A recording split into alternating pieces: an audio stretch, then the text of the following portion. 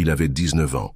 Moi, j'en avais 11. Ce matin-là, il m'avait souri, embrassé sur le front et dit « Sois sage, petite. Je ne savais pas que c'était la dernière fois que je verrais mon frère. » Il est parti avec un sac à dos, sans dire où il allait.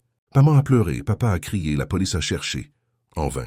Au bout de quelques mois, les recherches se sont arrêtées. Et la vie, elle, a continué, en apparence. Maman a vieilli trop vite. Papa a cessé de parler de lui. Et moi, j'ai grandi avec un vide dans le cœur. Chaque anniversaire, chaque Noël, chaque silence était rempli de son absence. Mais je n'ai jamais cessé de chercher, en cachette, parfois de manière obsessionnelle. Réseaux sociaux, forums, associations, rien. Jusqu'à cette notification 20 ans plus tard. Un message d'un inconnu. « Je crois que j'ai connu ton frère. Il vivait ici, au Portugal. Il n'en parlait jamais, mais il avait une photo de vous deux.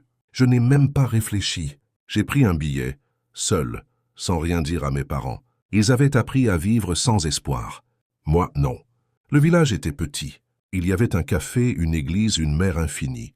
L'homme qui m'avait écrit s'appelait Lucas. Il m'a regardé longtemps avant de dire « Tu as ses yeux ?» Il m'a montré une cabane en bois, face à l'océan, là où mon frère avait vécu. Il était mort 3 ans plus tôt, d'un cancer. En silence. Comme il était parti, j'ai ouvert la porte. Il y avait peu de choses. Des livres, des dessins, un journal. Et sur la table, la photo. Nous deux, enfants, moi sur ses épaules. Il l'avait gardée jusqu'à la fin. Le journal était rempli de regrets. Il avait fui à cause de papa, de la violence, des disputes.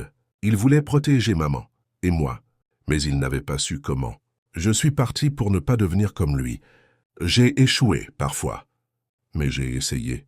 Il disait m'aimer, penser à moi chaque jour. Il écrivait pour moi, sans savoir si j'allais un jour lire ses mots. Je suis resté là-bas 3 jours. J'ai parlé à la mer.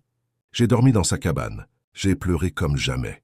Puis je suis rentré, avec son carnet, la photo, et sa voix dans ma tête. Je n'ai pas dit tout à mes parents. Pas tout de suite, mais je leur ai montré la photo. Et maman a compris. Elle a pleuré longtemps, sans bruit. Et ce soir-là, j'ai rêvé de lui. Il me disait « Tu as été sage, petite.